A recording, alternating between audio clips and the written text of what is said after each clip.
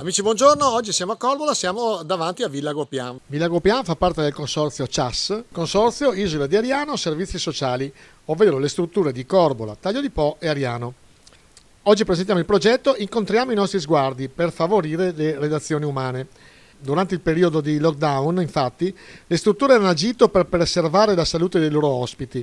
Adesso inizia invece la fase 2. Sentiamo da un paio di operatrici cos'è questo interessante progetto. Maria Paola e Dania, innanzitutto complimenti per il progetto e anche per le emozioni che mi avete procurato solo per seguire la signora. E da dove nasce questo progetto e in cosa consiste fondamentalmente? Allora, questo progetto è iniziato il 13 maggio, nasce dalla volontà di avvicinare i familiari con i loro ospiti presenti nelle nostre strutture dopo il periodo di lockdown, dove abbiamo mantenuto comunque la relazione a distanza attraverso numerose videochiamate.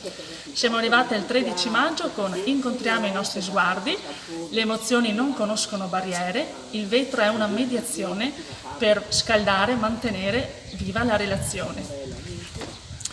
Abbiamo inoltre istituito un numero dedicato per i familiari di supporto sociale e psicologico in questa fase che ci ha tutti interessati e che ci ha visto costretti a una distanza forzata, ma il nostro impegno è stato proprio quello di mantenere la vicinanza utilizzando appunto la tecnologia e tutte le figure professionali presenti in questo centro servizi e negli altri 2 centri servizi di Ariano e Taglio di Po. Ecco, noi avevamo già intervistato il direttore, ci diceva che fortunatamente non ci sono stati casi di Covid nel consorzio, o sbaglio?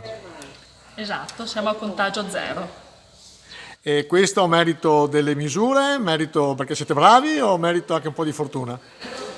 Nella vita ci vuole un po' di tutto, quindi merito di aver chiuso fin dal principio, di aver attivato tutte le misure di precauzione con i dispositivi e poi la dose di fortuna, quella nessuno la può negare.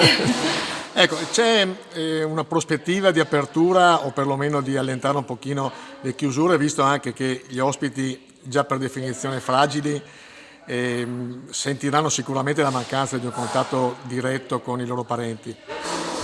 Guardi, stiamo attendendo le nuove indicazioni da parte della Regione, da parte della nostra azienda ULS. Quando avremo le linee pronte siamo pronti anche noi.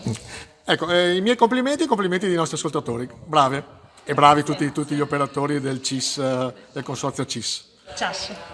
Del CIAS, sì, un plauso veramente a A tutto il tutti i personale collaboratori e a tutto il personale per questi mesi.